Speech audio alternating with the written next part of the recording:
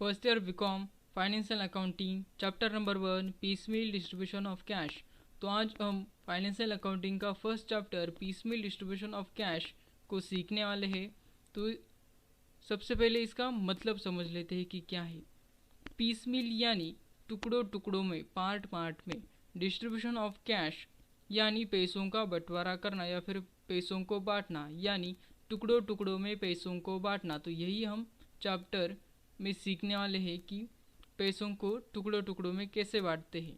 Okay, तो सबसे पहले इस चैप्टर के बारे में बात करते हैं। तो ये चैप्टर एक प्रॉब्लम के सॉल्यूशन पर बेस है। तो कौन सी वो है प्रॉब्लम कि मान लो कि जब ये प्रॉब्लम कब आती है, जब फर्म का डिसोल्यूशन होता है। डिसोल्यूशन यानी डिसकंटिन्यूएशन। जब फर्म डिसकंटिन्यू होता है, जब फर्म बंद होता है, तो उसके बाद ये प्रॉब्लम आती है। तो ये देखो, तो प्रॉब्लम को समझो पहले। जब फर्म डिसोल्यूशन होता है, जब फर्म का डिसोल्यूशन होता है, तब हमारे पास होती है एसेट्स और लायबिलिटीज़। एसेट्स यानी जहाँ से हमें पैसा आ रहा है उसे बेचकर या फिर किसी भी तरह से, तो वो हमारी एसेट्स हुई। और लायबिलिटीज़ यानी जिससे हमारा पैसा जा रहा है, तो उसे हम लायबिलिटीज़ कहते हैं। तो फर्म के पास होती है एसेट्स और लायबिलिटीज़। हम एसेट्स को सेल करते हैं और लायबिलिटीज़ को पेड कर देते हैं। एसेट्स के मामले में हम कौन सी भी एसेट्स को किसी भी तरह से, कौन सी भी एसेट्स सबसे पहले बेच सकते हैं, पर लायबिलिटीज़ को हम सबसे पहले कौन सी भी हमारे मर्जी से हम नहीं पेड कर सकते। हर एक लायबिलिटीज़ की प्रायोरिटी तय होती है, तो उनके हिसाब से हमें पेड करनी होती है। तो प्रॉब्लम यहाँ पर यह है कि कौन सी लायबिलिटीज़ को सबसे पहले पेड किया जाए और कैसे पेड किया जाए। तो यही प्रॉब्लम का सॉल्यूशन ये चैप्टर है, जिसका नाम है पीसमील डिस्ट्रीब्यूशन ऑफ कैश। तो आज हम इस चैप्टर में यही सीखने वाले हैं कि लायबिलिटीज़ को, कौन सी लायबिलिटीज़ को सबसे पहले पेड करना होता है और कैसे पेड करना होता है। वही हम टुकड़ों टुकड़ों में ही पेड करेंगे। अगर मान लो कि 50,000 की लायबिलिटीज़ है, तो उसे हम डायरेक्ट 50,000 नहीं देते। अगर हमारे पास है तो हम उसे देते हैं, पर हमारे पास नहीं है तो हम उसे टुकड़ों टुकड़ों में पेड करते हैं। तो यही भी हम इस चैप्टर में सीखने वाले हैं। तो अब चैप्टर को शुरुआत करते हैं। तो इस चैप्टर में हम कुल 4 पॉइंट देखने वाले हैं। तो नंबर 1 इंट्रोडक्शन। इंट्रोडक्शन में हम देखेंगे कि पीसमील डिस्ट्रीब्यूशन ऑफ कैश क्या है, इसके बारे में थोड़ा हम जानने वाले हैं। Okay, number 2 meaning. मीनिंग में हम देखने वाले हैं कि ये एक्चुअली काम कैसे करता है, पीसमील डिस्ट्रीब्यूशन ऑफ कैश कैसे काम करता है। एक एग्जाम्पल लेकर देखेंगे हम। एग्जाम्पल की मदद से मैं आपको समझाऊंगा कि ये पीसमील डिस्ट्रीब्यूशन ऑफ कैश कैसे काम करता है। Number 2 classification of liabilities. Liabilities को पेड करने के लिए उनको कौन सी लायबिलिटीज़ सबसे पहले पेड करना चाहिए, उसके लिए लायबिलिटीज़ को क्लासिफाइड किया गया है, वो भी हम क्लासिफिकेशन देखने वाले हैं। उसके बाद देखेंगे हम ऑर्डर ऑफ पेमेंट, यानी कौन सी लायबिलिटीज़ को सबसे पहले पेड करना है, उसका एक सीक्वेंस है, तो वो सीक्वेंस भी हम देखने वाले हैं। और क्यों इसी लायबिलिटीज़ को सबसे पहले पेड करना चाहिए, वो भी हम देखने वाले हैं। इसमें नंबर 2 में last point distribution of cash among the partners. और लास्ट में पार्टनर्स तो फर्म के बहुत सारे होते हैं, एक से ज़्यादा ही होते हैं, 2-3 होते हैं। तो उन तीनों पार्टनरों में से भी सबसे पहले किसको पेड करना है, वो भी हम देखने वाले हैं। ओके, और नंबर 3 सरप्लस कैपिटल मेथड। तो ये एक मेथड है पीसमील डिस्ट्रीब्यूशन ऑफ कैश की।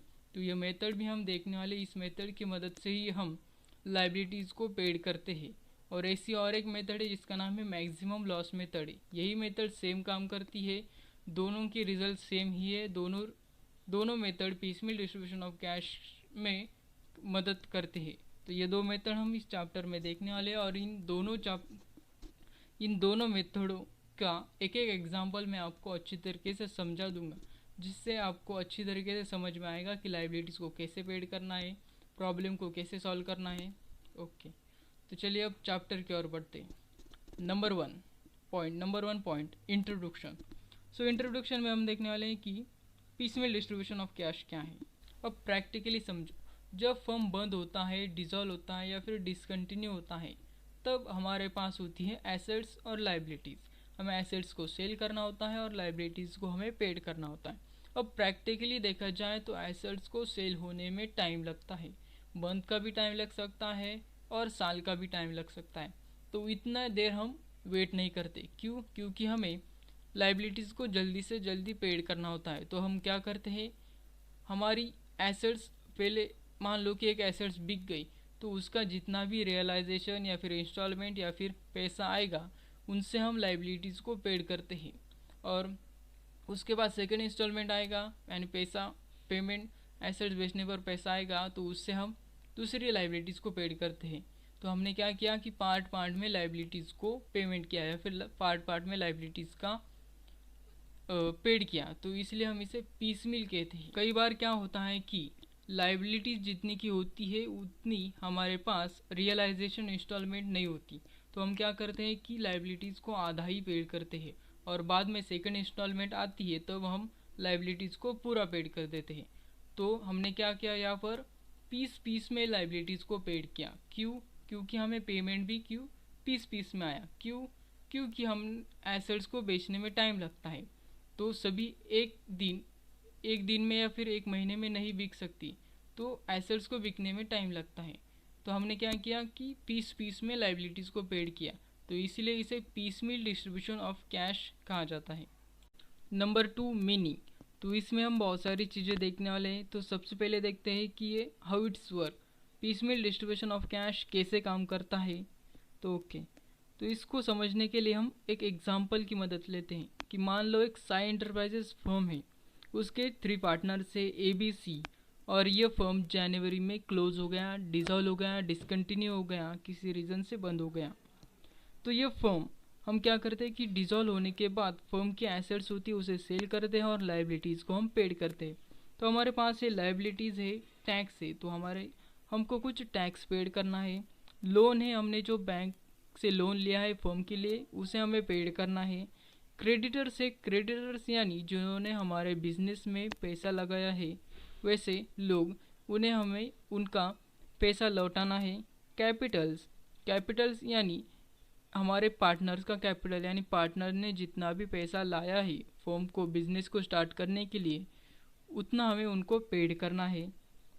और एसेट्स, एसेट्स है हमारे पास फर्नीचर है, मशीनरी है, लैंड है। तो हमारे पास 3 एसेट्स है और 4 लाइबिलिटीज़ है। तो अब देखो, प्रैक्टिकली देखो कि एसेट्स को बेचने में टाइम लगता है, तो यह भी एसेट्स को बेचने में टाइम लगा। मान लो कि फर्नीचर जनवरी में बिक गया, मशीनरी फरवरी में बिक गई और लैंड मार्च में बिक गई, यानी 3 मंथ्स में हमने एसेट्स को बेच दिया। हमने क्या किया कि हम लाइबिलिटीज़ को पेड करने के लिए 3 महीनों के लिए नहीं रुके। तो हमने क्या किया कि फर्नीचर जनवरी में बिक गया, तो जनवरी में ही हमने लाइबिलिटीज़ को पेड करना शुरू कर दिया। कि मान लो कि फर्नीचर से हमें 50,000 आए, तो 50,000 से हमने टैक्स को पेड कर दिया। अगले मंथ तक रुके और अगले मंथ में फरवरी में मशीनरी बिकी, तो उससे हमें 30,000 रुपये आए, 30,000 आए। तो 30,000 से हमने क्या किया कि लोन को पेड कर दिया। उसके बाद मार्च में लैंड बिकी, लैंड से हमें 1,00,000 रुपीज़ आए, तो 1,00,000 से हमने क्रेडिटर्स का पैसा चुका दिया और कैपिटल्स का पैसा चुका दिया। तो एसेट्स भी हमारे क्लियर हो गए और लाइबिलिटीज़ भी क्लियर हो गई, और इनमें उसका जितना भी प्रॉफिट या लॉस आता है तो कैपिटल्स को ही जाता है। लॉस हुआ तो भी कैपिटल्स को होता है और प्रॉफिट हुआ तो भी कैपिटल्स को ही होता है। तो हमने प्रॉफिट या लॉस उनको बांट दिया, लाइबिलिटीज़ को पेड किया, एसेट्स को सेल किया। तो ऐसा ही सब पीसमिल डिस्ट्रीब्यूशन ऑफ कैश में होता है। तो ऐसा ही ये काम करता है। इस एग्जाम्पल में हमने लाइबिलिटीज़ को पेड किया। हमने क्या किया कि लाइबिलिटीज़ को अपनी मर्जी से पेड किया, पर एक्चुअली ऐसा नहीं होता। एक्चुअली लाइबिलिटीज़ का एक सीक्वेंस होता है और उसी सीक्वेंस के हिसाब से हमें लाइबिलिटीज़ को पेड करना होता है। तो वही सीक्वेंस हम देखने वाले हैं इस पॉइंट में। Classification of liabilities. लाइबिलिटीज़ को 3 कैटेगरी में डिवाइड किया गया है। Number 1 external liabilities, number 2 internal liabilities, number 3 capital accounts of partners. Okay, तो इन्हीं 3 कैटेगरी को भी सब कैटेगरी में डिवाइड किया गया है और उनमें कौन कौन सी लाइबिलिटीज़ आती है तो उन्हें हम देखेंगे। नंबर 1 एक्सटर्नल लाइबिलिटीज़, इसको 2 सब कैटेगरी में डिवाइड किया गया है। One is preferential and second is others. तो इन दोनों कैटेगरी को हम देखेंगे। पहले देखते हैं प्रेफरेंशियल को। प्रेफरेंशियल में आता है गवर्नमेंट ड्यूज, यानी अगर फर्म का कुछ गवर्नमेंट को पेड करना बाकी है तो आता है गवर्नमेंट ड्यूज में, जैसे कि income tax, municipal tax, sales tax, जितने भी टैक्स है वो आते हैं गवर्नमेंट ड्यूज में। उसके बाद आता है एम्प्लॉयज़ ड्यूज, यानी हमारा कुछ एम्प्लॉयज़ को पेड करना बाकी रह गया है तो आता है एम्प्लॉयज़ ड्यूज में। तो इसमें आता है salary, provident fund, wages etcetera. Okay, तो उसके बाद आता है रियलाइजेशन एक्सपेंसेस। एक्सपेंसेस यानी खर्च, रियलाइजेशन यानी जब एसेट्स को सेल होने में खर्च होता है, कुछ पैसे लगते हैं, तो उसे ही हम क्या कहते हैं, रियलाइजेशन एक्सपेंसेस। वो भी लाइबिलिटीज़ है हमारी और उसे भी हमें पेड करना होता है। रियलाइजेशन एक्सपेंसेस यानी एसेट्स को बेचने में जो खर्च आता है उसे हम रियलाइजेशन एक्सपेंसेस कहते हैं। तो इसके बाद आता है सेकंड कैटेगरी ऑदर्स। ऑदर्स में आता है सेक्योर लाइबिलिटीज़। तो सेक्योर लाइबिलिटीज़ यानी ऐसी लाइबिलिटी जिसे हमने सेक्योर किया है। सेक्योर किया है मतलब मान लो कि बैंक लोन है, तो बैंक लोन ने हमने सेक्योर किया होता है किससे, तो बैंक लोन लेते समय हमने वहाँ पर कुछ गिरवी रखा होता है, तो हमने क्या किया कि उस लाइबिलिटीज़ को सिक्योर कर दिया। अगर हमने वो लाइबिलिटी बैंक लोन नहीं चुकाया तो बैंक क्या करेगा कि उस गिरवी रखे प्रॉपर्टी को बेचकर अपना लोन चुका लेगा। तो हमने उस लाइबिलिटीज़ को क्या किया, सिक्योर किया। तो इसके अपोजिट आता है ऑदर्स में अगला अनसिक्योर लाइबिलिटीज़, यानी वहाँ पर हमने कुछ भी सिक्योर नहीं, कुछ भी गिरवी नहीं रखा होता या फिर लाइबिलिटीज़ को सिक्योर नहीं किया होता। तो जैसे कि अगर हमने उधार पर लिया है, लोन लिया है पर बैंक से नहीं, अपने किसी फ्रेंड से, रिश्तेदार से लिया है, तो वो क्या आता है अनसिक्योर लाइबिलिटीज़ में। या फिर ऐसी दूसरी भी लाइबिलिटीज़ हो सकती है जो अनसिक्योर लाइबिलिटीज़ है, यानी वहाँ पर हमें कुछ भी उसको सिक्योर नहीं किया है तो वो आता है अनसिक्योर लाइबिलिटीज़ में। तो ये हो गया एक्सटर्नल लाइबिलिटीज़ में दो, प्रेफरेंशियल और अदर्स लाइबिलिटीज़। तो अब नंबर सेकंड की ओर बढ़ते हैं, इंटरनल लाइबिलिटीज़। इंटरनल लाइबिलिटीज़ यानी फर्म्स की अंदर की लाइबिलिटीज़। तो इसमें आता है लोन। लोन किससे, जो भी लोन हमने पार्टनर से लिया होता है, यानी पार्टनर के नाम पर लिया होता है फर्म के लिए, तो वो आता है इंटरनल लाइबिलिटीज़ में। सिर्फ लोन ही आता है इस कैटेगरी में, बाकी कुछ नहीं आता। तो इतना ही इस इंटरनल लाइबिलिटीज़ में आता है। तो इसके बाद थर्ड कैटेगरी है कैपिटल अकाउंट्स ऑफ पार्टनर्स, यानी पार्टनर्स ने जब फर्म शुरू हुआ था, जब बिजनेस शुरू हुआ था, तो तब कुछ इन्वेस्ट किया था, कुछ पैसा लाया था, वही उसे हम कैपिटल कहते हैं। तो वो भी हमारी फर्म की लाइबिलिटीज़ है, तो उसे भी हमें पेड करना होता है। जितने पार्टनर्स होंगे उतना ही उनका कैपिटल होगा और उन्हें हमें पेड करना होता है। तो वो लाइबिलिटीज़ इस कैटेगरी में आती है। तो जितनी भी फर्म की कैटेगरी होती है वो इन्हीं किसी थ्री कैटेगरी में से एक कैटेगरी में आती है, तो इन्हें हमें पेड करना होता है। तो यह हो गई क्लासिफिकेशन ऑफ लाइबिलिटीज़। अब हम आगे देखेंगे कि हमें सबसे पहले कौन सी लाइबिलिटीज़ को पेड करना हो। Number next point is order of payment. तो इस पॉइंट में हम देखने वाले हैं कि हमें सबसे पहले कौन से लाइबिलिटीज़ को पेड करना होता है, उसका क्या सीक्वेंस होता है और किस हिसाब से हमें उसे पेड करना होता है, और पेमेंट से जुड़ी हुई सभी चीज़ें हम इस पॉइंट में देखने वाले हैं। तो सबसे पहले हम सीक्वेंस देखते हैं, लाइबिलिटीज़ का क्या सीक्वेंस होता है और उसे हम कैसे पेड करते हैं, कौन सी लाइबिलिटीज़ को हम सबसे पहले पेड करते हैं। तो आइए देखते हैं। तो सबसे पहले हम पेड करते हैं रियलाइजेशन एक्सपेंसेस इस लाइबिलिटी को। रियलाइजेशन एक्सपेंसेस यानी जब एसेट्स बिकती है, सेल होती है तो खर्च होता है, तो इसी खर्च को हमें सबसे पहले पेड करना होता है। तो इसके बाद हम पेड करते हैं गवर्नमेंट ड्यूज़, यानी income tax, sales tax, municipal tax etcetera, जितने भी टैक्स होते हैं हम उसके बाद पेड करते हैं। इसके बाद हम पेड करते हैं एम्प्लॉयज़ ड्यूज़, यानी सैलरी, वेजेस, प्रोविडेंट फंड, ऐसी सारी चीज़ें हम एम्प्लॉयज़ ड्यूज़ में पेड करते हैं। उसके बाद हम पेड करते हैं थर्ड पार्टी लाइबिलिटीज़, जैसे कि bills payable, creditors, trade creditors, bank loan, bank overdraft, MS as loan, bills of exchange, credit, ऐसी सारी चीज़ें हम इसमें पेड करते हैं।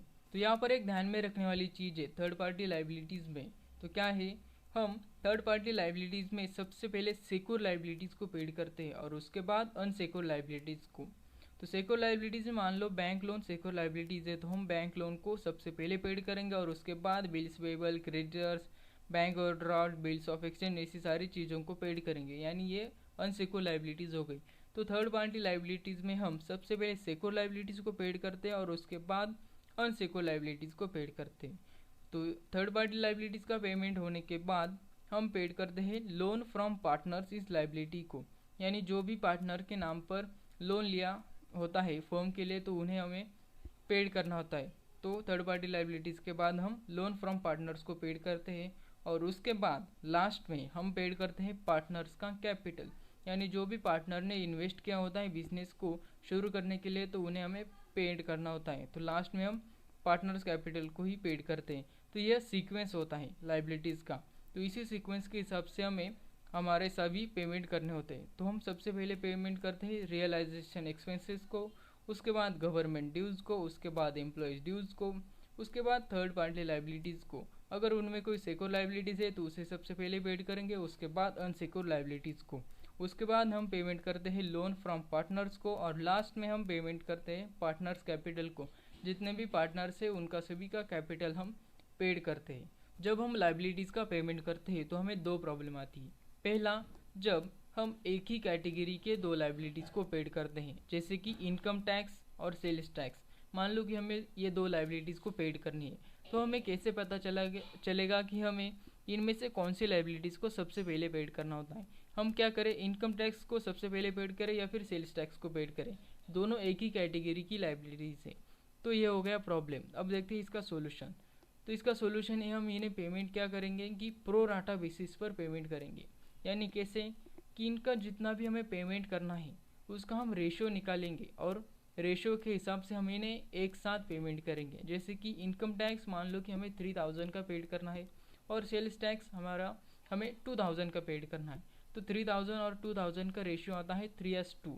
तो इसी रेशियो के हिसाब से हम इन्हें पेमेंट करेंगे और वो भी एक साथ पेमेंट करेंगे। जब हम टैक्स पेड कर रहे होते हैं तो हम इन्हें एक साथ पेमेंट करेंगे। तो ऐसे ही हम एम्प्लॉयज़ ड्यूज़ में भी करेंगे। जब दो लाइबिलिटीज़ एक ही कैटेगरी की आती है जैसे कि सैलरी और वेजेस, तो इन्हें भी हम एक ही साथ पेमेंट करेंगे। तीन लाइबिलिटीज़ भी आ गई तो उन्हें भी हम प्रो राटा बेसिस पर एक साथ ही पेड ही करेंगे। ऐसे ही हम थर्ड पार्टी लाइबिलिटीज़ में भी करेंगे और लोन्स फ्रॉम पार्टनर्स में भी करेंगे। तो ये हो गया फर्स्ट प्रॉब्लम। अब देखते हैं नेक्स्ट प्रॉब्लम, यानी लास्ट प्रॉब्लम, सेकेंड प्रॉब्लम। यह प्रॉब्लम तब आता है जब हम पार्टनर्स को पेमेंट करते हैं। पार्टनर्स बहुत सारे होते हैं फर्म के, तो हमें कैसे पता चलेगा कि हमें कौन से पार्टनर को सबसे पहले पेड करना होता है? तो यही प्रॉब्लम का सोल्यूशन हम नेक्स्ट पॉइंट में देखेंगे। Next point is distribution of cash among the partners. तो इस पॉइंट में हम देखने वाले हैं कि हमें पार्टनर्स को कैसे पेड करना है। तो पार्टनर्स को हम प्रो राटा बेसिस पर पेड नहीं कर सकते।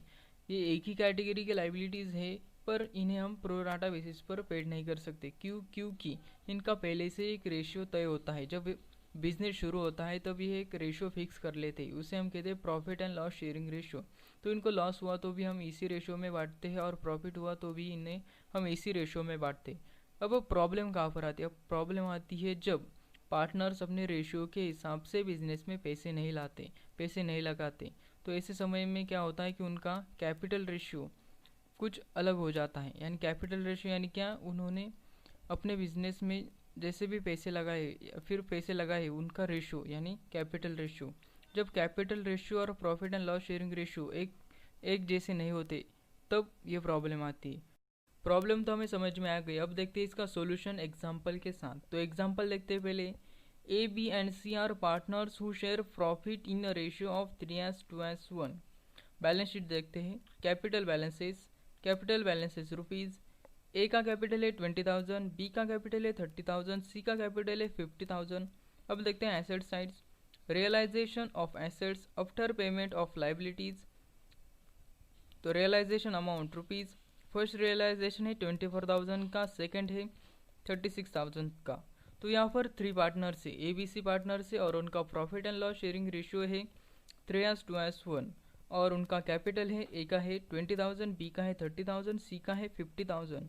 और रियलाइजेशन अमाउंट यानी सभी जो लाइबिलिटी होती है तो उन्हें पेमेंट करने के बाद 2 रियलाइजेशन आती है। तो फर्स्ट आती है 24,000 की और सेकंड आती है 36,000 की। यानी टोटल कुल मिलाकर कैपिटल है 1 लाख रुपीज़ का और रियलाइजेशन अमाउंट है कुल एक टोटल 60,000, यानी 40,000 का लॉस होने वाला है। तो वो लॉस किसे होने वाला है, या फिर हम 60,000 इनको कैसे बांटने वाले, तो वही हम देखेंगे इसका सॉल्यूशन होगा। तो इसका सॉल्यूशन ढूंढने के लिए हम इनको एक बार प्रॉफिट एंड लॉस शेयरिंग के रेशियो में कैश डिस्ट्रीब्यूट करेंगे और एक बार कैपिटल के रेशियो में इनको कैश डिस्ट्रीब्यूट करेंगे और दोनों के रिजल्ट देखेंगे। तो सबसे पहले हम प्रॉफिट शेयरिंग रेशियो में पैसों को डिस्ट्रीब्यूट करेंगे, तो चलिए करते हैं। Statement showing distribution of cash if cash is distributed in profit sharing ratio is that 3:2:1। अब कॉलम देख लेते हैं क्या है।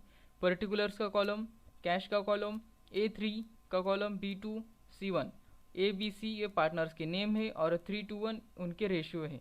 अब देखते हैं ओपनिंग बैलेंस। ओपनिंग बैलेंस में हमारे पास है, कैश में हमारे पास कुछ नहीं है। ए का कैपिटल है 20,000, बी का कैपिटल है 30,000, सी का कैपिटल है 50,000। कुल मिलाकर हमें 1 लाख पेड करने हैं। अब देखते हैं रियलाइजेशन, देखते हैं। तो रियलाइजेशन फर्स्ट हुई, वो हुई 24,000 की। तो हमारे पास है 24,000 और 24,000 हमें पार्टनर्स को डिस्ट्रीब्यूट करने हैं उनके रेशियो के हिसाब से। तो उनके रेशियो के हिसाब से यानी प्रॉफिट शेयरिंग रेशियो के हिसाब से हमें उनको डिस्ट्रीब्यूट करें। तो चलिए करते हैं। तो less amount paid to A, B and C in 3:2:1 के रेशियो में हमें उनको डिस्ट्रीब्यूट करना है। अगर हम 24,000 को 3:2:1 के रेशियो में पार्टनर्स को डिस्ट्रीब्यूट करते हैं तो ए को जाते हैं 12,000, बी को जाते हैं 8,000 और सी को जाते हैं 4,000। ये हमने 24,000 को डिस्ट्रीब्यूट किया प्रॉफिट शेयरिंग रेशियो में। अब देखते हैं इन 24,000 को हम पेड करने के बाद किसका कितना कैपिटल और हमें पेड करना बाकी है। अब देखते हैं देयरफॉर बैलेंस इज ड्यू, किसका कितना कैपिटल हमें पेड करना बाकी है। तो ए को हमें और पेड करना है 8,000, बी को पेड करना है 22,000, सी को पेड करना है 46,000। अब बढ़ते हैं रियलाइजेशन सेकंड की ओर। रियलाइजेशन सेकंड हुआ 36,000 का। अब हमें 36,000 प्रॉफिट शेयरिंग रेशियो में डिस्ट्रीब्यूट करने हैं। ओके, तो चलिए करते हैं। Less amount paid to A, B and C 3:1 के रेशियो में हम पेड करने वाले। अगर हमने 36,000 3:1 के रेशियो में पेड किए तो ए को जाते हैं 18,000, बी को जाते हैं 12,000 और सी को जाते हैं 6,000। अब देखते हैं हम किसको लॉस हुआ या फिर किसको कितना लॉस हुआ। देयरफॉर अमाउंट लेफ्ट अनपेड, हमारे पास कैश कुछ भी नहीं है। ए को लॉस होने की जगह प्रॉफिट हुआ, 10,000 का प्रॉफिट हुआ। बी का लॉस हुआ 10,000 का और सी का लॉस हुआ 40,000 का। तो यहाँ पर कुछ भी अच्छी तरीके से नहीं बटा। प्रॉफिट ए को हुआ और बी और सी को लॉस हुआ, जो कि लॉस उनको तीनों को होना चाहिए था, क्योंकि हमारे पास जितना कैपिटल है पार्टनर्स का उतनी एसेट्स नहीं थी हमारे पास। तो यहाँ पर इनको लॉस प्रॉफिट शेयरिंग रेशियो में होना चाहिए था, जो कि नहीं हुआ। इसलिए हम इनको प्रॉफिट शेयरिंग रेशियो में कैश का डिस्ट्रीब्यूशन नहीं कर सकते। तो अब हम इनको कैपिटल रेशियो में कैश का डिस्ट्रीब्यूशन करेंगे। तो सबसे पहले कैपिटल रेशियो निकाल लेते हैं। तो वो आता है 2:5। ए बी सी का कैपिटल रेशियो आता है 2:5। तो इसी के हिसाब से अब इनको कैश का डिस्ट्रीब्यूशन करेंगे। तो चलिए करते हैं।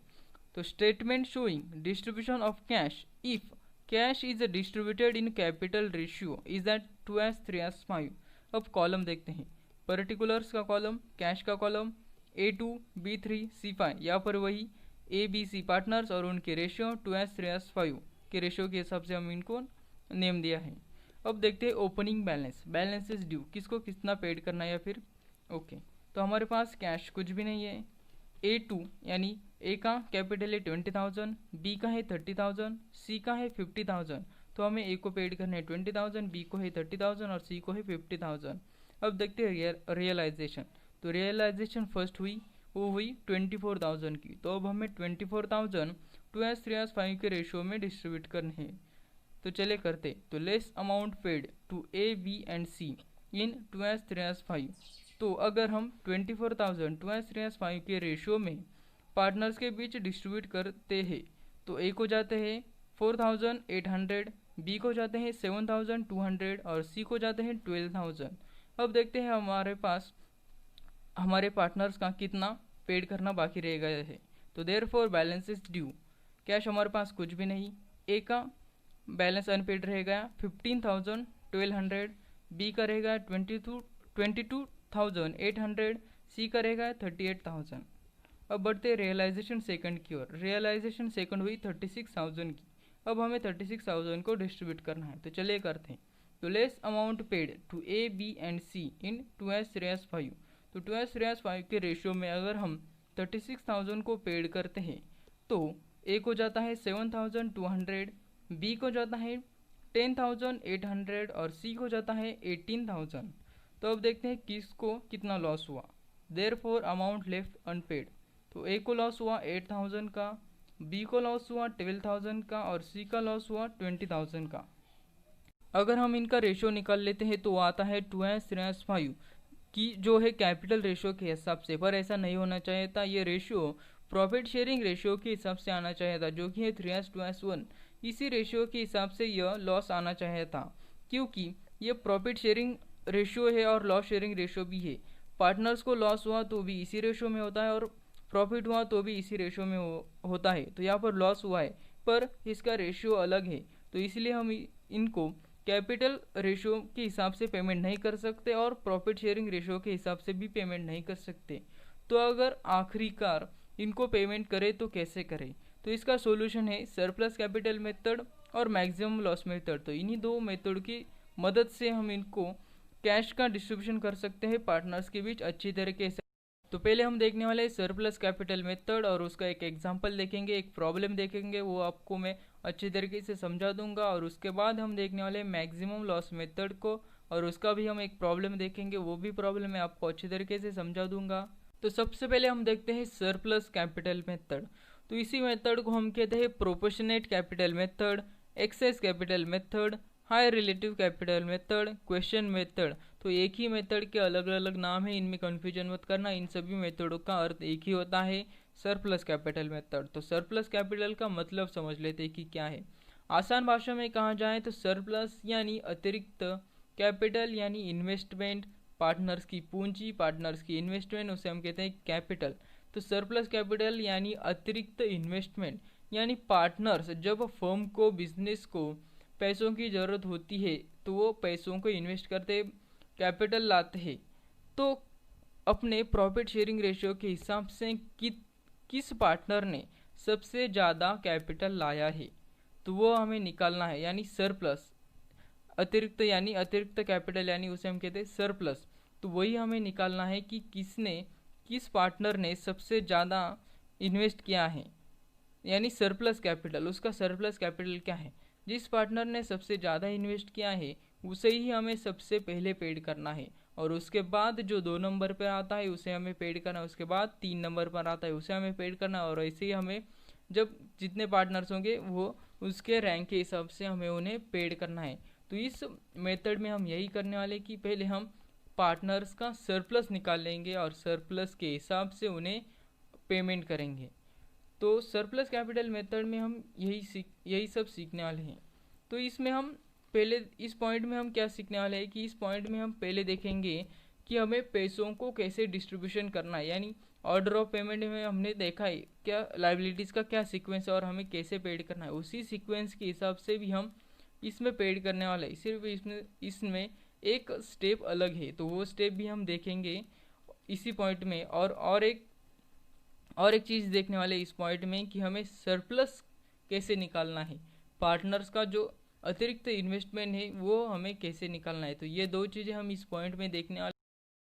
पार्टनर्स को पेमेंट करते समय या फिर पार्टनर्स को पेड करते समय हमें एक बात ध्यान में रखनी है कि हमें उनका सबसे पहले सरप्लस पेड करना है और उसके बाद उसका कैपिटल पेड करेंगे। यानी मान लो कि एक पार्टनर्स का 10,000 का कैपिटल है तो उनमें से 2,000 का सरप्लस है, तो हमें सबसे पहले उसका 2,000 का सरप्लस पेड करेंगे और उसके बाद 8,000 हम उसे बाद में पेड करेंगे।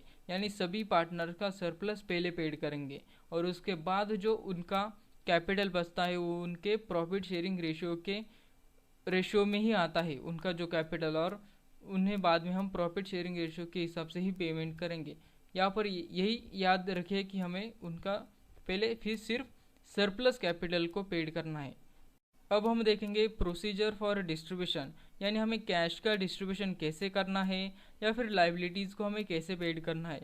तो इस मेथड में भी हम लाइबिलिटीज़ को वैसे ही पेड करेंगे जैसे कि हमें ऑर्डर ऑफ पेमेंट में सीक्वेंस को देखा है, उसी सीक्वेंस के हिसाब से हम पेड करेंगे। पर यहाँ पर एक एक चेंज है। तो क्या है वो चेंज, हमें पार्टनर्स का एक्चुअल कैपिटल निकाल लेना है। यानी एक्चुअल कैपिटल यानी क्या कि अगर पार्टनर्स का कुछ प्रॉफिट हो तो उसको उसके कैपिटल में ऐड करना है, अगर उसका कुछ लॉस हो तो उसको हमें कैपिटल से माइनस करना है, या फिर जनरल रिजर्व हो तो उसको हमें प्लस करना है। तो ऐसी सारी चीज़ों को प्लस या माइनस कर कर उसका हमें एक्चुअल कैपिटल निकालना है। तो यही फर्स्ट स्टेप है हमारी। और उसके बाद हम जो सीक्वेंस देखा है ऑर्डर ऑफ पेमेंट में, उसी सीक्वेंस के हिसाब से हमें पेड करना है। जैसे कि हम पेड करेंगे एक्चुअल कैपिटल निकालने के बाद रियलाइजेशन एक्सपेंसेस को, उसके बाद गवर्नमेंट ड्यूज़ को, उसके बाद एम्प्लॉय ड्यूज़ को, उसके बाद थर्ड पार्टी लाइबिलिटीज़ को, उसके बाद लोन फ्रॉम पार्टनर्स को, और लास्ट में हम पेड करेंगे पार्टनर्स का कैपिटल। और पार्टनर्स को कैपिटल को पेड करते समय, उनमें कैश का डिस्ट्रीब्यूशन करते समय जिसका सरप्लस यानी जिसका कैपिटल अधिक है, अतिरिक्त है, सरप्लस है, तो उन्हें ही उसी पार्टनर्स को हमें सबसे पहले पेड करना है। और उसके बाद जिसका सरप्लस 2 नंबर पर है उसको हमें बाद में पेड करना है। ऐसे ही सरप्लस पहले हम पेड कर लेंगे और उसके बाद उनका जो कैपिटल बचता है वो प्रॉफिट शेयरिंग रेशियो में ही आता है, और उसी प्रॉफिट शेयरिंग रेशियो के हिसाब से अब हम आसानी से पेड कर सकते हैं। अब हम देखेंगे कि पार्टनर के बीच हमें कैश का डिस्ट्रीब्यूशन कैसे करना है। Process of distribution of cash among partners as per surplus capital method, यानी सरप्लस कैपिटल मेथड की मदद से हमें पार्टनर्स के बीच कैश का डिस्ट्रीब्यूशन कैसे करना है, यानी कौन से पार्टनर को सबसे पहले पेड करना है और कितना पेड करना है, वही हम निकालने वाले हैं। तो इसे कैश का डिस्ट्रीब्यूशन करने के लिए हमें सरप्लस की ज़रूरत होती है, तो हम पहले सरप्लस निकाल लेते हैं। तो सरप्लस निकालने के लिए कुछ स्टेप है, तो वही स्टेप हम देखेंगे। तो स्टेप नंबर 1, तो हमें क्या करना है, स्टेप नंबर 1 में पार्टनर्स का एक्चुअल कैपिटल निकाल लेना है, यानी एडजस्टमेंट करनी है। यानी प्रॉफिट हो, पार्टनर्स का प्रॉफिट हो तो उन्हें ऐड करना है, लॉस हो तो उसे माइनस करना है, जनरल रिजर्व हो तो उसे ऐड करना है। ऐसी सारे एडजस्टमेंट करने के बाद हमें मिलता है पार्टनर्स का एक्चुअल कैपिटल, वो हमें निकाल लेना है। स्टेप 1 में इतना ही। अब देखते हैं स्टेप सेकंड में। स्टेप सेकंड में हमें क्या करना है कि जो एक्चुअल कैपिटल है उसको डिवाइड करना है प्रॉफिट शेयरिंग रेशियो से, यानी पार्टनर का जो एक्चुअल कैपिटल है उससे हमें पार्टनर के प्रॉफिट शेयरिंग रेशियो से डिवाइड करना है।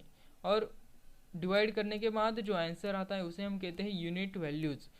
इसी यूनिट वैल्यू में से जो सबसे छोटी वैल्यू है उसे हमें सिलेक्ट करना है। तो स्टेप 2 कंप्लीट हो गया। अब देखते हैं स्टेप थर्ड। तो स्टेप थर्ड में हम क्या करेंगे, जो हमने यूनिट वैल्यू सिलेक्ट की थी, यानी जो स्मॉल नंबर हमने सिलेक्ट किया था उसको हम क्या करेंगे, एज अ बेस लेकर प्रॉफिट शेयरिंग रेशियो से मल्टीप्लाई करेंगे, और उस जो आंसर आएगा उसे हम नोट डाउन करेंगे। अब देखते हैं स्टेप 4। स्टेप 4 में हम क्या करेंगे, हमारा जो पार्टनर्स का एक्चुअल कैपिटल है उससे हम माइनस करेंगे। कि क्या माइनस करेंगे, जो हमारा यूनिट वैल्यूज़ को एज अ बेस लेकर जो आंसर आया है उससे हम माइनस कर देंगे। तो यहाँ पर उसको माइनस करने के बाद जो आंसर आता है उसे हम कहते हैं सरप्लस कैपिटल। तो यहाँ पर स्टेप 4 कंप्लीट हो गए। अब देखते हैं स्टेप 5। अगर यहाँ पर एक पार्टनर का सरप्लस आया तो हम क्या करेंगे कि उस सरप्लस के हिसाब से उस पार्टनर को पेड कर देंगे। पर अगर यहाँ पर 2 पार्टनर्स का सरप्लस आया तो हम क्या करेंगे, फिर से स्टेप 2 पर जाएंगे और स्टेप 2 से कंटिन्यू करेंगे, यानी स्टेप 2 करेंगे, स्टेप 3 करेंगे, स्टेप 4 करेंगे, और फिर हमारा एक सरप्लस आएगा। यहाँ पर भी अगर 2 पार्टनर्स आए तो फिर हम वही स्टेप रिपीट करेंगे। तब तक हमें एक पार्टनर्स का एक सरप्लस नहीं मिल जाता, तब तक हम स्टेप रिपीट करते रहेंगे। यहाँ पर हमें यह पता चलेगा कि हमें कौन से पार्टनर को सबसे पहले पेड करना है और कितना पेड करना है, और इसी हिसाब से हम पार्टनर्स के बीच कैश का डिस्ट्रीब्यूशन कर देंगे, और ऐसे ही हमारा कैश का डिस्ट्रीब्यूशन पूरा हो जाएगा। तो इसको और अच्छी तरीके से समझने के लिए, सरप्लस कैपिटल मेथड को और अच्छी तरीके से समझने के लिए अब हम एक प्रॉब्लम को सॉल्व करने वाले हैं, जिससे आपके सारे डाउट क्लियर हो जाएंगे और आपको सरप्लस कैपिटल मेथड अच्छी तरीके से समझ में आ जाएगा। तो चलिए एक प्रॉब्लम को देखते हैं। A, B and C share profit and losses in a proportion of 1:2, 1:3, 1:6 respectively. Their balance sheets as on 31st March 2016 is as follows. Balance sheets as on 31st March 2016. Liabilities rupees, asset rupees. Liability sides capital accounts. A का capital 30,000, B का capital 30,000, C का capital 20,000. Asset side assets 80,000, दोनों का total liability sides 80,000, Asset sides 80,000. The partnership firm is dissolved and the assets are realized as follows. Installments rupees, first realization 11,000, second realization 15,000, third and final realization 24,000. Show distribution of cash as per surplus capital method. तो यहाँ पर पहले सबसे पहले problem को समझ लेते हैं कि क्या है। तो यहाँ पर एक फर्म है जो डिसॉल्व हो गया है, डिसकंटिन्यू हो गया, वो फर्म बंद हो गया। तो हमें क्या करना है कि उसके एसेट्स को बेचकर लाइबिलिटीज़ को पेड करना है। तो यहाँ पर उन्होंने एसेट्स बेची है और उसके रियलाइजेशन भी हमें बताई है कि फर्स्ट रियलाइजेशन कितने का आने वाला है, सेकंड रियलाइजेशन कितने का आने वाला है और थर्ड रियलाइजेशन कितने का आने वाला है। तो हमें रियलाइजेशन दी गई है और उसी के हिसाब से हमें लाइबिलिटीज़ को पेड करना है। तो यहाँ पर लाइबिलिटीज़ बहुत सारी होती है, पर एक बेसिक प्रॉब्लम है। तो यहाँ पर सिर्फ कैपिटल्स दिए गए हैं। तो यहाँ पर इस पार्टनरशिप फर्म के 3 पार्टनर्स है, ABC उनके नाम है और इनका रेशियो है 1/2, 1/3, 1/6 रिस्पेक्टिवली। तो सबसे पहले इनके रेशियो को सिंप्लीफाई कर लेते हैं। तो इनको पहले नोट डाउन कर लीजिए, 1/2, 1/3, 1/6। तो 2, 3, 6 में से सबसे बड़ा नंबर है 6, तो इसको 6 को लिख लीजिए। 2 × 3 6, इसलिए हम 1 को भी 3 से मल्टीप्लाई करेंगे। 3 1 सा 3, 3 2 सा 6, इसलिए हम 1 को भी 2 से मल्टीप्लाई करेंगे। 2 1 सा 2 और 6 × 1 आता है 6, इसलिए हम 1 को भी 1 से मल्टीप्लाई करेंगे, यानी आंसर आता है 1। तो हमारा फाइनल आंसर आता है 3/6, 2/6, 1/6। तो इसलिए इसको भी हम 6 को सेम नंबर को कट कर देंगे। तो हमारा फाइनल रेशो आता है 3:2:1। तो यही हमारा रेशो है। वैसे तो रेशो निकालने के बहुत से तरीके हैं, तो आपको जो अच्छा लगे वो आप चुन लीजिए। तो मैंने आपको एक बता दिया है। इसी रेशो में हम कैश का डिस्ट्रीब्यूशन पार्टनर्स के बीच करने वाले हैं। हमें ए को पेड करने हैं 30,000, बी को पेड करने हैं 30,000 और सी को पेड करने हैं 20,000। हमने एसेट्स हमारे बेच दिए और उसके इंस्टॉलमेंट भी आ गए हैं, तो उसी इंस्टॉलमेंट के हिसाब से कैश का डिस्ट्रीब्यूशन करेंगे।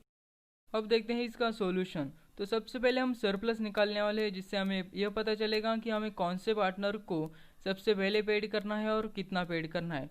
सरप्लस निकालने के बाद हम क्या करेंगे कि सबसे पहले पार्टनर का सरप्लस पेड करेंगे और उसके बाद उनका कैपिटल पेड करेंगे, यानी हमारा कैश ऑफ डिस्ट्रीब्यूशन कंप्लीट हो जाएगा।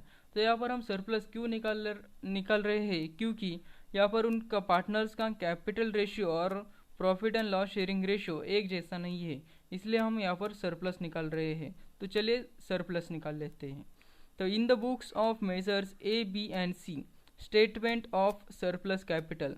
तो यहाँ पर कॉलम देख लेते हैं कौन से आएंगे। पर्टिकुलर्स का कॉलम, कैपिटल्स का कॉलम। कैपिटल में A, B एंड C और उनके रेशियो 3:1। स्टेप 1 में हमें क्या करना है कि पार्टनर्स का एक्चुअल कैपिटल हमें फाइंड करना है। तो इस प्रॉब्लम में पार्टनर्स का जो कैपिटल है वही उनका एक्चुअल कैपिटल है, क्योंकि यहाँ पर हमें कुछ भी जनरल रिजर्व, प्रॉफिट या फिर लॉस नहीं दिया गया है, तो उनका एक्चुअल कैपिटल हम नोट डाउन कर लेते हैं।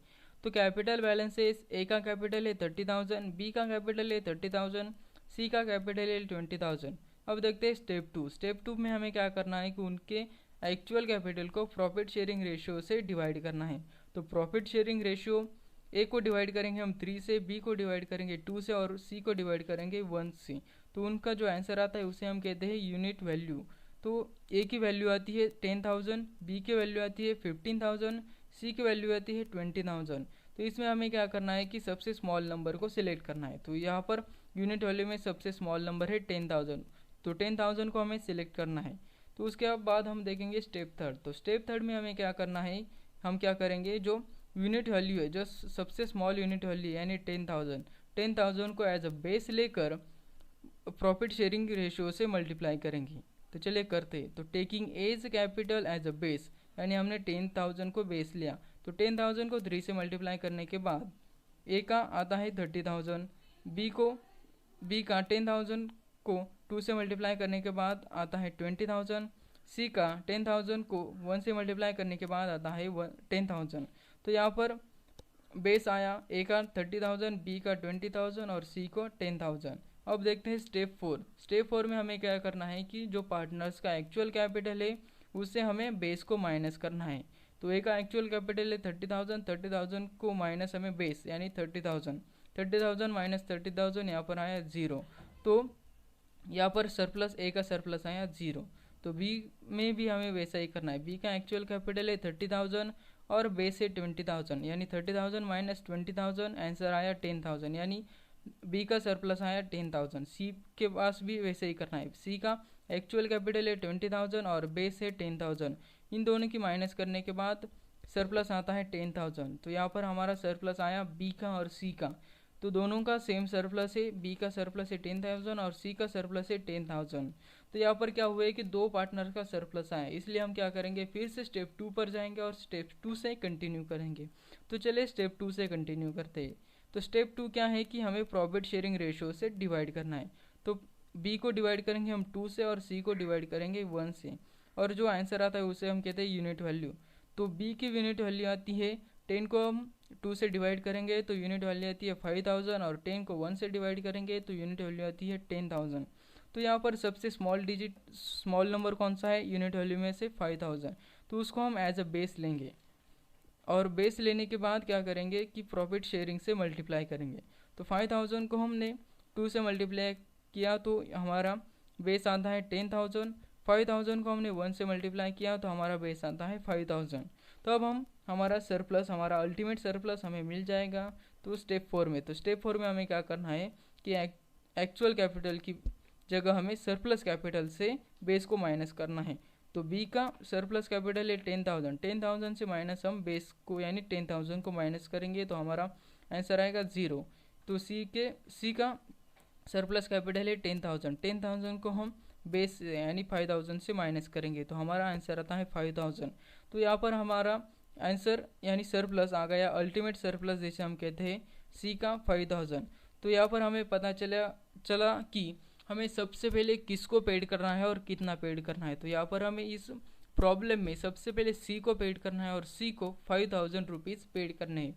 तो सबसे पहले हम सी को पेड करेंगे, उसके बाद हम पेड करने वाले बी और सी को। तो बी को हम 10,000 पेड करेंगे और सी को 5,000 पेड करेंगे।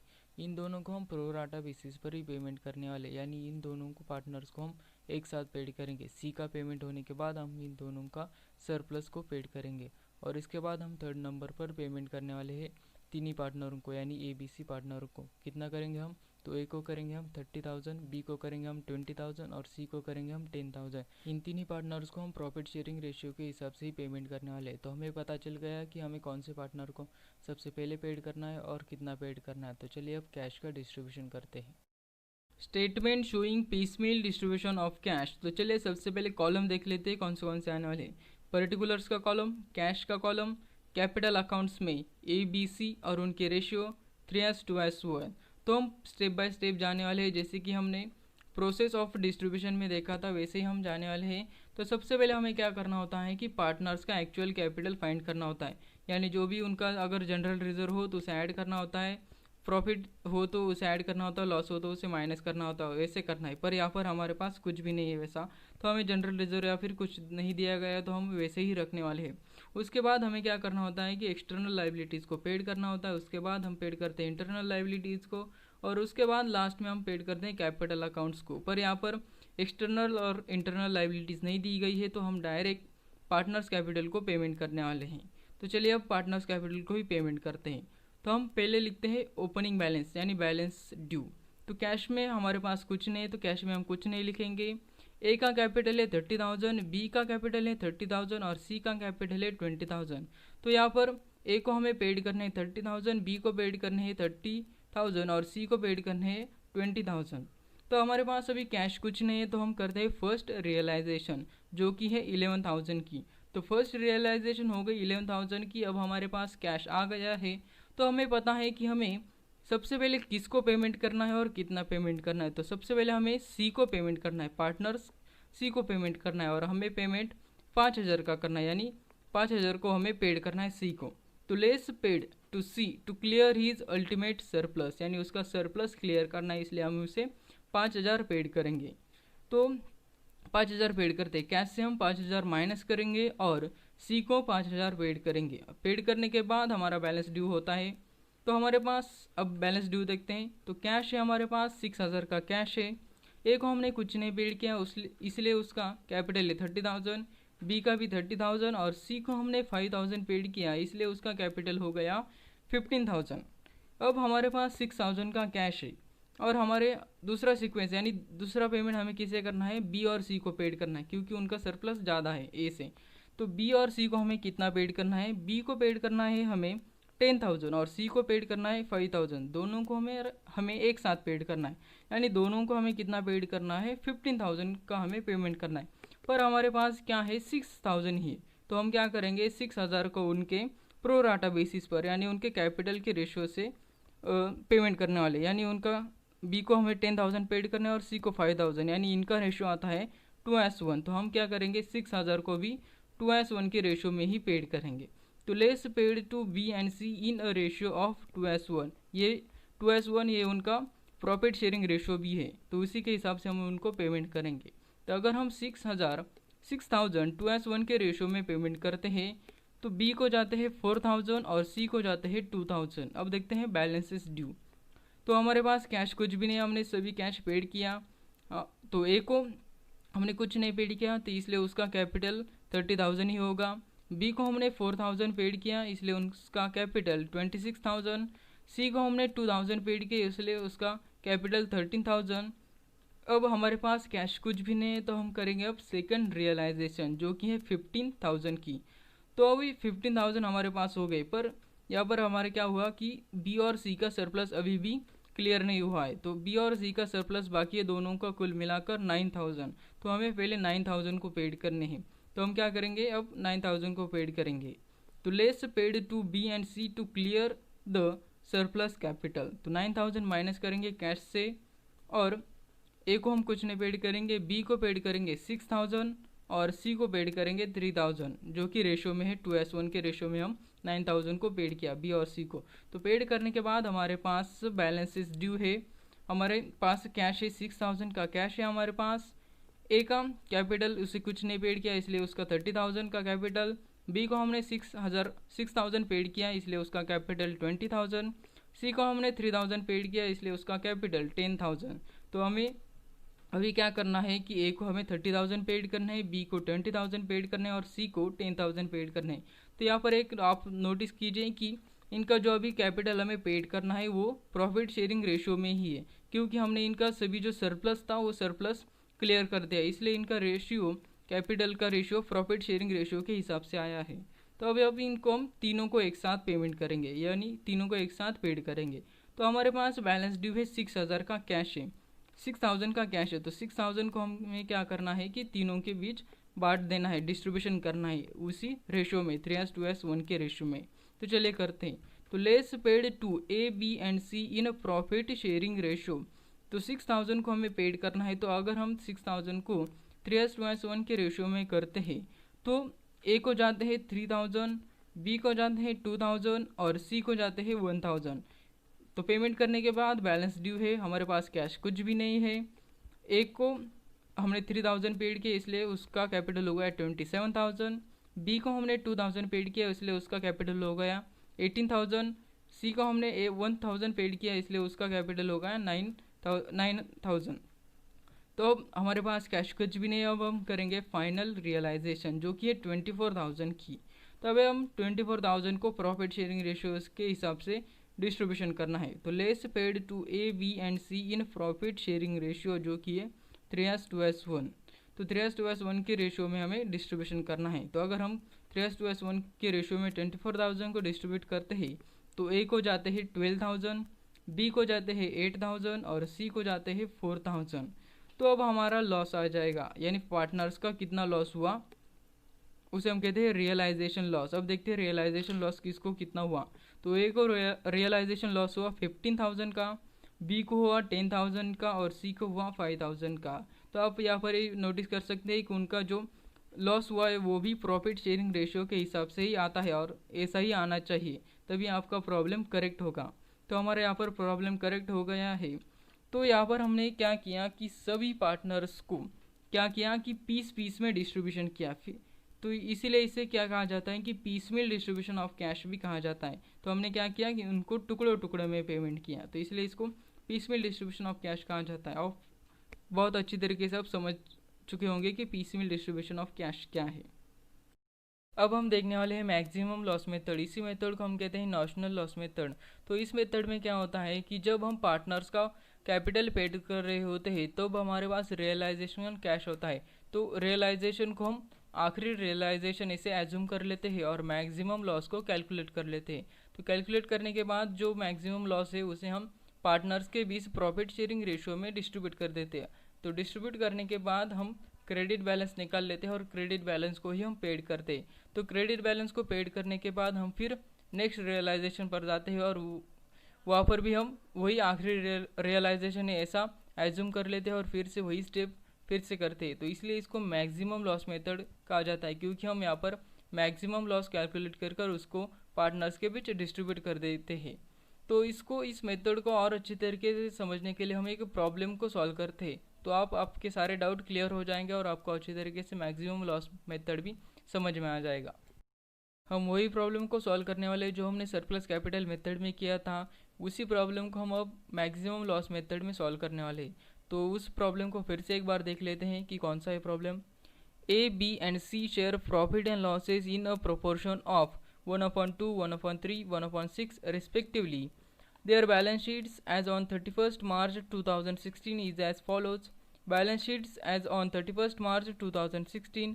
Liabilities rupees, asset rupees, liability sides capital accounts, A का capital 30,000, B का capital 30,000, C का capital 20,000, asset sides assets 80,000. The partnership firm is dissolved and the assets are realized as follows. Installment, first realization 11,000, second realization 15,000, third and final realization 24,000. Show distribution of cash as per maximum loss method. अब हम इस problem को maximum loss method में solve करने वाले हैं। तो हम इसमें मेथड में क्या करने वाले हैं कि फर्स्ट रियलाइजेशन करेंगे और उसी को आखिरी रियलाइजेशन है ऐसा एज्यूम करेंगे और मैक्सिमम लॉस को कैलकुलेट कर उसे डिस्ट्रीब्यूट कर देंगे और क्रेडिट बैलेंस को कैलकुलेट कर लेंगे।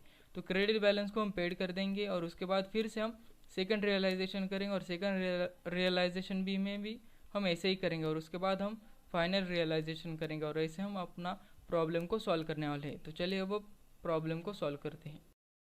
Statement showing piecemeal distribution of cash as per maximum loss method. तो चलिए देख लेते हैं कि कौन से कॉलम आने वाले हैं। तो सबसे पहले आएगा पर्टिकुलर्स का कॉलम, उसके बाद अमाउंट का, उसके बाद कैश का, उसके बाद कैपिटल अकाउंट्स में ए, बी, सी और उनके प्रॉफिट शेयरिंग रेशियो 3:1।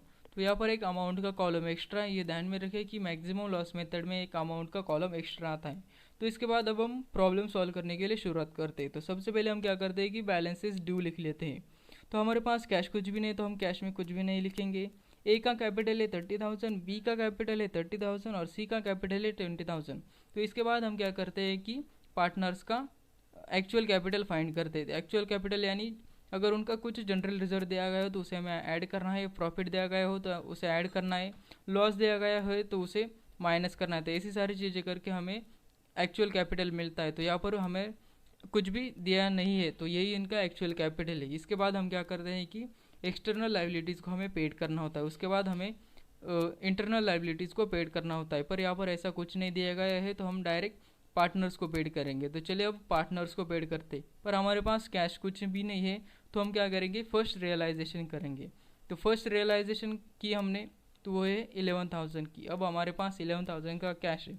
तो यहाँ पर एक एज्यूम कर लेना है कि यह आखिरी यानी लास्ट रियलाइजेशन है, इसके बाद हमारे पास कुछ भी रियलाइजेशन बाकी नहीं है। तो हमारे पास सिर्फ 11,000 है और 11,000 ही हमें पार्टनर्स को पेड करने हैं और उनको ही इतने ही 11,000 पेड करने हैं। तो चलिए अब 11,000 ही पार्टनर्स को पेड करते हैं। तो हम सबसे पहले कैपिटल निकाल लेते हैं कि हमें कितना पेड करना था।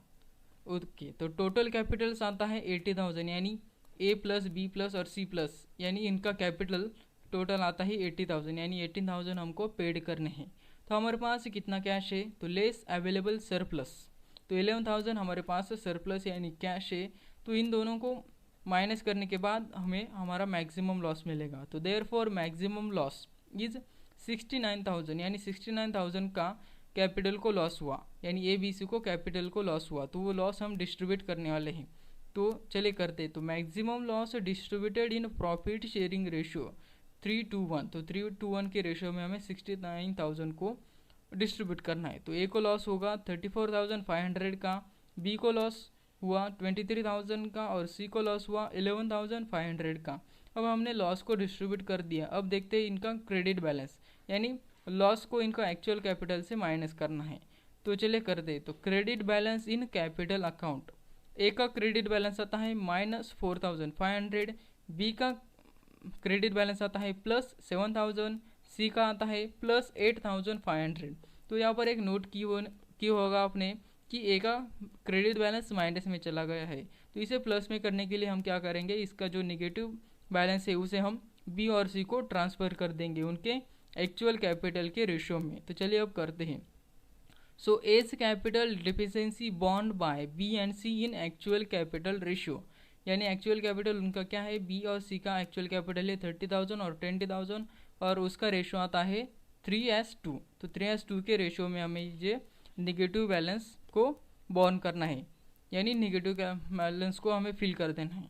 तो चलिए अब करते हैं। तो ए का कैपिटल को हमें करना है फिल, तो इसलिए हम वहाँ पर लिखेंगे +4500, यानी हमने 4500 को ट्रांसफ़र किया, इसलिए हमने लिखा +4500। उसके बाद बी के कॉलम में हम लिखेंगे -2700 और सी को कॉलम में लिखेंगे -1800, यानी हमने हमारा बैलेंस ट्रांसफ़र कर दिया निगेटिव का। तो अब देखते हैं credit balance in capital account. अब देखते हैं इनका क्रेडिट बैलेंस क्या है। तो ए का हो गया 0, बी का हो गया 4300 और सी का क्रेडिट बैलेंस है 6700। तो हम बस अभी 4300 और 6700 ही पेड करना है, यानी इनकी टोटल की जाए तो वो आती है 11,000, यानी हमें सिर्फ 11,000 ही पेड करने जितने कि हमारे पास थे ही। तो चलिए अब पेड करते हैं। तो less paid to B and C 11,000, यहाँ पर कौन से भी रेशो में हमें पेड नहीं करना, जो भी उनका क्रेडिट बैलेंस है उसी क्रेडिट बैलेंस में हमें उनको पेड करना होता है। तो चलिए अब करते हैं। तो ए को बी को पेड करने हमें 4300 और सी को पेड करने 6700। तो इस पेड करने के बाद अब देखते हैं बैलेंसेस ड्यू। तो हमारे पास कैश कुछ भी नहीं है, ए को हमने कुछ भी पेड नहीं किया उसका, इसलिए उनका बैलेंस आता है 30,000। बी को हमने 4300 पेड किए, इसलिए उनका कैपिटल आता है 25,700 और सी को हमने 6,700 पेड किया, इसलिए उनका कैपिटल आता है 13,300। तो यहाँ पर हमारा फर्स्ट रियलाइजेशन हो गया है। अब हम बढ़ेंगे सेकंड रियलाइजेशन की ओर। तो सेकंड रियलाइजेशन कर लेते हैं, वो है 15,000 का। तो यहाँ पर फिर हम वही एज्यूम करने वाले कि यह आखिरी रियलाइजेशन है और फिर हम लॉस निकालेंगे और लॉस को डिस्ट्रीब्यूट कर देंगे। तो सबसे पहले वही हम स्टेप करेंगे, टोटल कैपिटल्स को निकाल लेते हैं। तो यहाँ पर टोटल कैपिटल से 69,000 का, यानी ए का जो अभी बैलेंसेस ड्यू आया है उनकी हमने टोटल की, ए की टोटल की, बी की और सी की, यानी तीनों की हमने टोटल की, वो आई 69,000। उसके बाद हमें क्या करना है कि लेस अवेलेबल सरप्लस, तो कैश को हमें माइनस कर देना है, सरप्लस को हमें माइनस कर देना है। तो 69,000 माइनस 15,000, तो हमारा मैक्सिमम लॉस आया वो है 54,000, यानी देयरफॉर मैक्सिमम लॉस इज़ 54,000। तो हमें 54,000 का जो लॉस है उनको ए और बी और सी के को डिस्ट्रीब्यूट कर देना है प्रॉफिट शेयरिंग रेशियो में। तो चलिए करते हैं। तो maximum loss distributed in profit sharing ratio is that 3:1। तो 3:1 के रेशियो में हमें डिस्ट्रीब्यूट करना है। तो ए को लॉस होता है 27,000 का, बी को लॉस हुआ 18,000 का और सी को लॉस हुआ 9,000 का। अब देखते हैं इनका क्रेडिट बैलेंस क्या है। तो credit balance in capital account, so A के अकाउंट में है 3,000, बी के अकाउंट में है 7,700 और सी के अकाउंट में है 4,300, यानी इनका जो कैपिटल अकाउंट है वो है 3,707 और 4,300। अब हमें यही इतना ही पेड करना है, तो क्रेडिट बैलेंस, और इनकी टोटल की जाए तो आती है 15,000, तो हमें 15,000 ही पेड करने हैं। तो चलिए अब पेड करते हैं। तो less paid to A B and C, तो हमें कितने पेड करने हैं 15,000। तो 15,000 हमें क्रेडिट बैलेंस के हिसाब से पेड करना है, यानी जितना उनका क्रेडिट बैलेंस होगा उतना ही हमें पेड करना है। तो ए का क्रेडिट बैलेंस है 3,000, उसे हम 3,000 ही पेड करेंगे। बी का है 7,700, उसे हम उतना ही पेड करेंगे, यानी 7,700, और सी को पेड करेंगे हम 4,300। तो इतना सब पेमेंट करने के बाद अब देखते हैं बैलेंसेस ड्यू। बैलेंस ड्यू यानी हमने जो क्रेडिट किया उनका पेड किया, उससे हम जो सबसे पहला आया था बैलेंसेस ड्यू उससे हम माइनस करेंगे। तो ए का बैलेंस ड्यू आता है 27,000, बी का आता है 18,000 और सी का आता है 9,000। तो यहाँ पर सेकंड रियलाइजेशन भी हमने पूरी तरीके से अच्छी तरीके से कर ली। अब देखते हैं फाइनल रियलाइजेशन। तो फाइनल रियलाइजेशन करेंगे हम, वो है 24,000 की। तो यहाँ पर वही हम एज्यूम करने वाले हैं कि ये आखिरी रियलाइजेशन और इसके बाद कौन सी होने वाली नहीं है। तो फिर से हम टोटल कैपिटल्स निकाल लेते हैं। तो टोटल कैपिटल्स हम फिर से निकालेंगे, जो अभी का बैलेंस ड्यू है उनकी हम टोटल निकालेंगे। तो वो आती है 54,000 की। अब देखेंगे कैश से इसे हम माइनस करेंगे, तो लेस अवेलेबल सरप्लस, तो हमारे पास है 24,000 का कैश, इससे हम इनको माइनस कर देंगे तो हमारा मैक्सिमम लॉस निकलेगा। तो मैक्सिमम लॉस निकलता है 30,000 का। तो 30,000 को हमें डिस्ट्रीब्यूट कर देना है पार्टनर्स के बीच प्रॉफिट शेयरिंग रेशियो में। तो चलिए अब करते हैं। तो maximum loss distributed in profit sharing ratio is that 3:1।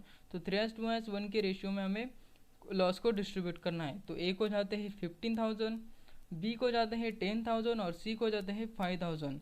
तो ऐसे हमने डिस्ट्रीब्यूट कर दिए हैं। अब देखते हैं इनका क्रेडिट बैलेंस क्या आता है। तो credit balance in capital account, तो ए के अकाउंट में है 12,000, बी के अकाउंट में है 8,000 और सी के अकाउंट में है 4,000। तो हमें इतने ही पेड करने हैं इनको। Less paid to A B and C. तो हमारे पास 24,000 है, तो हमें 24,000 को पेड करने हैं। तो ए को पेड करेंगे हम 12,000, बी को 8,000, सी को 4,000। अब देखते हैं रियलाइजेशन लॉस। तो ए को लॉस हुआ 15,000 का, बी को लॉस हुआ 10,000 का और सी को लॉस हुआ 5,000 का। अगर हम इनका रेशियो निकाल लेते हैं तो आता है 3:1, जो कि प्रॉफिट शेयरिंग रेशियो के हिसाब से, यानी हमारा प्रॉब्लम करेक्ट है। कैसी लगी वीडियो? आशा है कि आपको वीडियो अच्छी लगी होगी, आपको पसंद आई होगी। तो यहाँ पर इस चैनल पर हम एजुकेशन से रिलेटेड वीडियो को अपलोड करते रहते हैं। तो अगर आपको ऐसी वीडियो और चाहिए तो हमारे साथ बने रहिए, और हमारे साथ बने रहने के लिए इस चैनल को सब्सक्राइब जरूर कीजिए।